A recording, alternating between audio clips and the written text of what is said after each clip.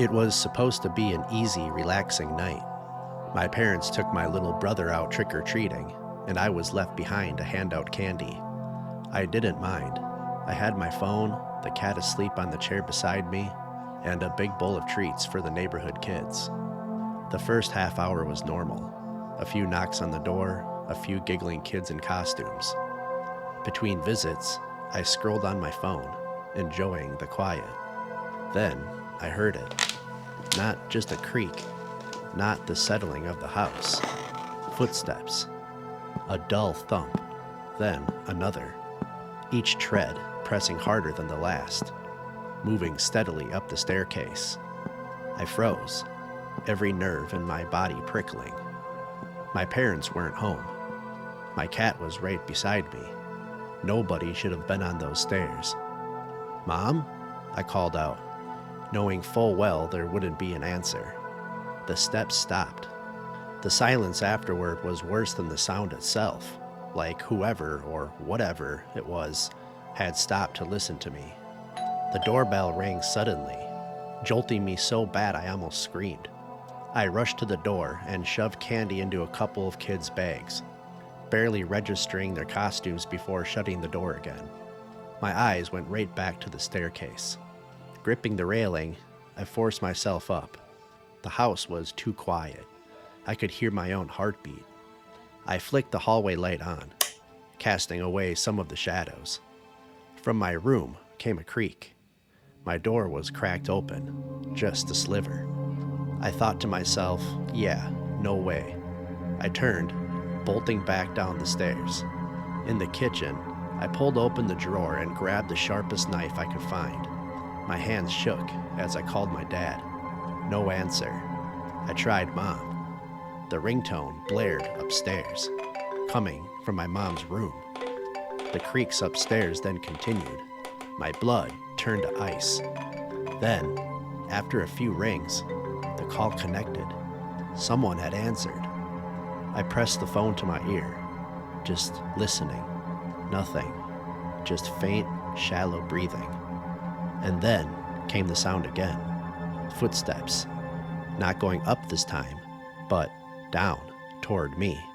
I looked up, my stomach dropping. At the top of the stairs, in the dim glow of the light, a figure stood. Tall, thin, hair stringy and matted, hanging in clumps. His skin looked pale, his eyes sunken but wide open. He leaned forward, staring straight at me. I dropped the phone. I didn't think. I just ran out the door, barefoot, knife still in my hand, across the yard to the neighbors, pounding on their door until they yanked it open. I shouted for them to call 911, voice breaking. Minutes blurred together after that. Sirens, then flashing lights. My parents pulling into the driveway. My little brother still clutching his candy bucket, confused by the chaos. The police swept through the house, room by room. Then one of them called out. They'd found him. The man was crouched inside my closet. When they dragged him out, his eyes never left me. He didn't fight, didn't speak. He just stared, thin lips curled in a creepy smile, as they forced him into the back of the squad car. Even through the glass, even in the flashing red and blue, his eyes locked onto mine, and he didn't blink.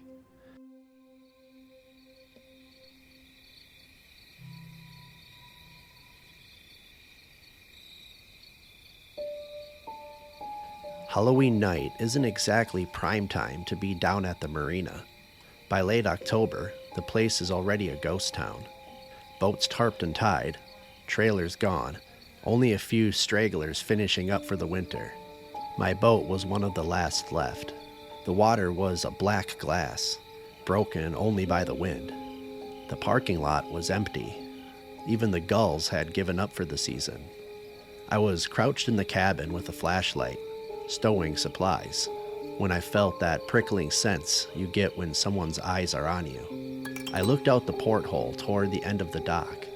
A man stood there, tall, stocky, arms slacked at his sides, just watching. I waited for him to move, maybe wave, but he didn't. When I ducked back into the cabin, the sound started.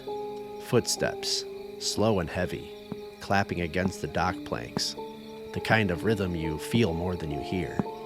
I leaned out, and that's when I saw it. A Jason hockey mask. Pale white under the dim orange glow of the dock lamp. And not a cheap Party City mask either. This one looked aged, scarred, molded to his face like it belonged there. In his hand, a blade glistened with each step. I laughed nervously. You trick-or-treating or what? He didn't answer, just stared. I told him to back off, but he didn't.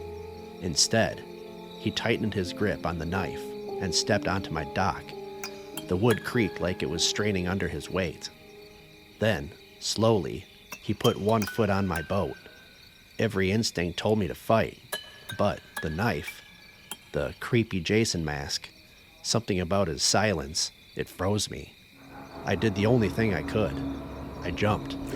The shock of the water was like ice knives stabbing every nerve. My lungs clenched. My clothes dragged me down. But adrenaline kept me thrashing. I kicked hard, arms burning, until I clawed onto the next dock. I spat lake water, coughing, shivering. Then I heard it. His boots again. I turned. He was coming. Step by step, mask gleaming, knife catching what little light there was. He wasn't running. He didn't need to. Suddenly came a voice. "Hey!" A flashlight beam tore through the dark, blinding and bright. A man was in the distance, standing in the parking lot, shouting. The masked figure froze, head cocked toward the light. For a moment, it was like he was deciding. Then, with deliberate slowness, he stepped off the dock and lowered himself into the water. No splash, no struggle, just a silent descent. The lake swallowed him like he belonged there. Silence, just ripples fading into black. The stranger with the flashlight came and pulled me up, dripping, half frozen. My phone was ruined, but he called for help. By the time the police combed the shoreline, the masked man was long gone. A week later, I got my boat winterized. But I'll tell you this, every time I leaned over the side, I couldn't help but stare into the water, half expecting to see him floating just below the surface, watching and waiting.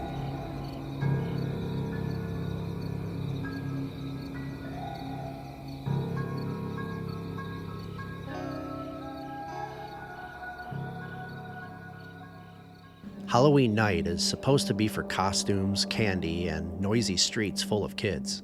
Instead, I was crawling a 40,000 square foot middle school on a riding floor cleaner, the low hum of the machine echoing off the lockers.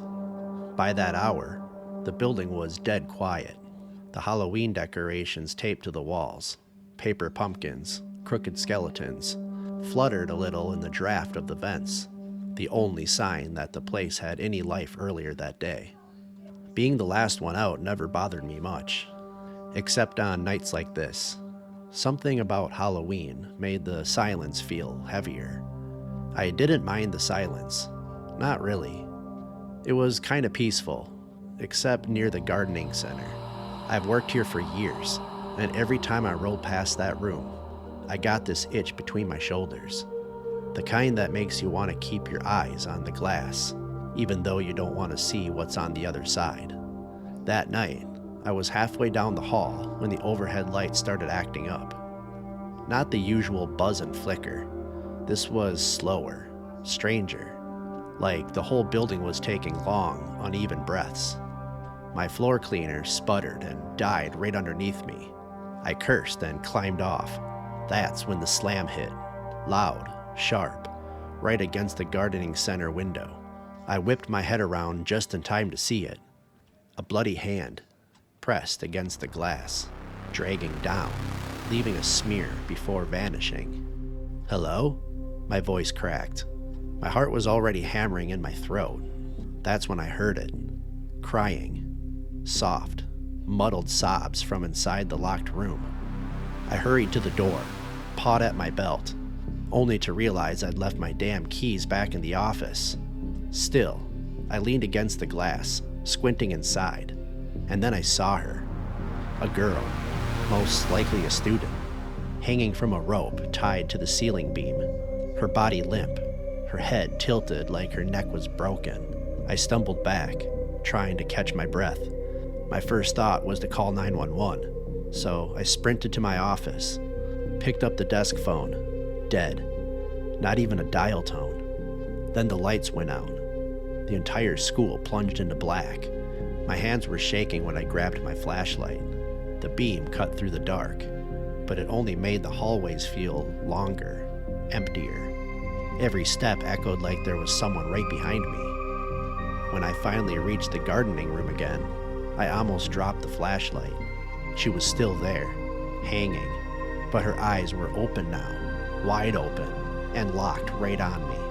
Her arms twitched, then stretched outward, reaching like she wanted help. I don't know how I even managed to unlock the door.